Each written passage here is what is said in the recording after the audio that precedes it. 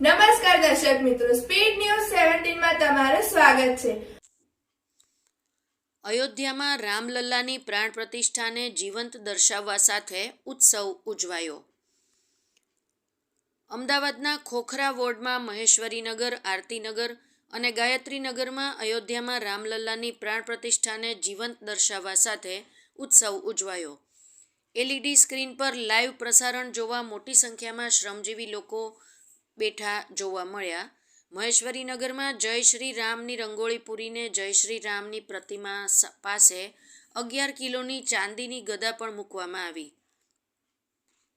રામ ભક્ત હનુમાનના જીવંત પાત્રએ આબેહૂબ હાજર રહી સૌ કોઈને જય શ્રી રામ નાદ લગાવી શ્રદ્ધાળુઓને મંત્રમુગ્ધ કર્યા હતા।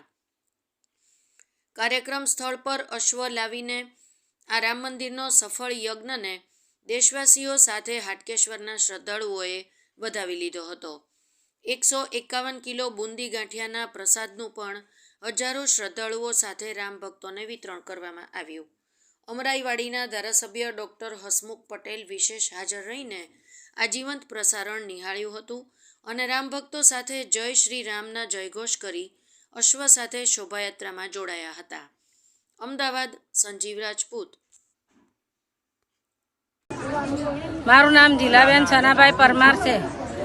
આજે અયોધ્યામાં પ્રાણ પ્રતિષ્ઠા હોવાથી અમે અમારી સોસાયટીમાં ખૂબ જ રોશની કરેલ છે અને ગાયત્રી મહેશ્વરીના બધા માણસો ભેગા થઈ અને મહાપ્રસાદનું આયોજન કરેલ છે અને બધા મળીને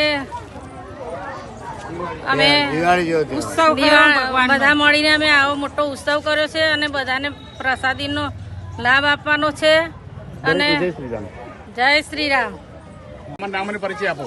મારું નામ સોનાભાઈ કરશન પરમાર, રહું મહેશ્વરીનગર। આજે રામનો પ્રાણ પ્રતિષ્ઠાનો મોટો ઉત્સવ છે જે 550 વર્ષથી આપણે વાર જોઈને બેસી રહ્યા હતા।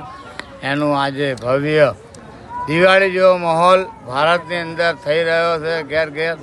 એવી રીતે અમે બી મહેશ્વરીમાં અમારા અમિતભાઈએ રાખ્યું છે ખાવાનું। અમારા ત્રણેય ભાઈઓએ ભંડારો રાખેલો છે તથા આ ફિલ્મ દુનિયાનું બતાવવાનું તથા રામની રોશની બતાવવાની છે અને અમારી સોસાયટીમાં મહાપ્રસાદ વેચવાનો છે।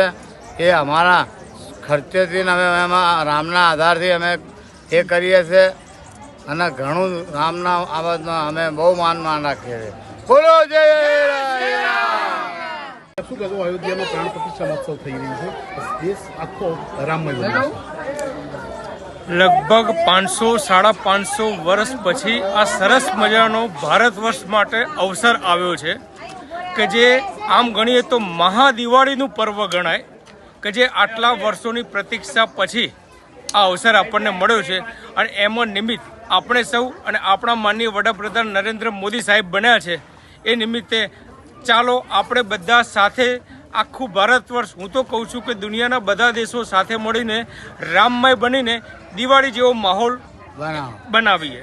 હાટકેશ્વરમાં ખાસ કરીને ગાયત્રીનગરમાં લાઈવ પ્રસારણની વ્યવસ્થા કરી છે અને હનુમાન ભક્ત અને સાથે સાથે તમામ લોકો આપણે પ્રતિષ્ઠા સંપન્ન થાય એ સાથે એક ઘણું સરસ આયોજન કર્યું છે। હાટકેશ્વર સ્મશાન ગૃહની બરોબર પાછળના ભાગની અંદર સરસ મજાનું એક એલઈડી પ્રોગ્રામ સાથે લાઈવ પ્રસારણ સાથે તમે જુઓ તો અત્યારે ઘણી બધી મોટી સંખ્યામાં લોકો હાજર રહ્યા છે અને અત્યારે આ પ્રાણ પ્રતિષ્ઠા મહોત્સવનો આનંદ માણી રહ્યા છે।